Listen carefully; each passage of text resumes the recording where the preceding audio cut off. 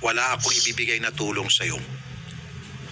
At yung mga bata, mga pamangkin mo, partida to, patatanggal ko sa kustodiya mo. Tatawagan ko yung DSWD para i-assess. Eventually matatanggal yan sa'yo.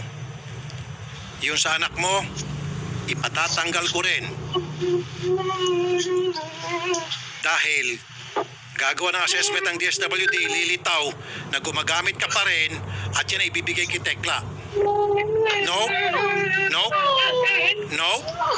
Kahit na umiyak ka ng dugo, wala na akong pakialam kasi huli ka na. Hindi na. Hindi mo na ako mandala sa iyakan. Yun lang ang naging susi. Nabuksan yung mga tinatago mong kalokohan. Pandora's box, ika nga. Wala na. Wala na. Kita mo yan? Kasi hamon ka ng hamon. Oh, pinatulang ko yung hamon mo. Hamon pa more. Ngayon, pati anak mo mawawala sa iyo dahil ipatatransfer ko yan kay Tekla. Sapagkat nakikita ko mukhang hindi ka karapat-dapat mag-alaga ng bata sapagkat gumagamit ka pa rin. Why? Dahil takot ka magpa-drug test. Meaning, you're still using. No, ayoko makausap yung mataba mong kapatid. Wala siyang pakialam dito.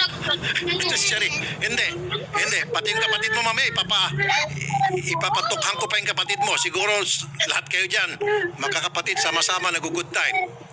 No. Ipatuloy mo na lang yung legal para Ipatuloy. Hindi na. Nadulas na kayo. Hindi na. Tuloy mo na lang. Kasi, No. sir, kasi yung tita ko po talaga nagsabi. No. Sir, gusto niyo po makausap yung tita ko nagsabi. Nope. Nope. Sir, Nope. Nope. no po. No. Ang tapang mo magbigay ng hamon.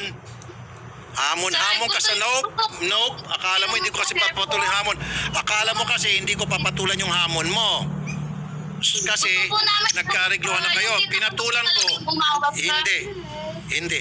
Nanindigan ka kagabi, paulit-ulit kang kinausap ng mga staff. Michelle, huwag kang umatras kasi ito magpapatunay na ikaw ay inosente at malinis ka. Hindi. Ayoko, sabi ng tita ko. To heck with your tita. Lumapit ka lang doon sa tita mo. Sino ba tong tita mo? Doon ka na lumapit ng tulong. Gusto niyo po makausap yung tita ko nagsabi Hindi po? na. Para kaya ano pa. Wala na akong pakialam sa tita. Wala akong kakausapin ng tao dahil dito nasunog na kayong lahat. Buong pamilya sunog kayo sa akin. End of the line. Odette, halika dito.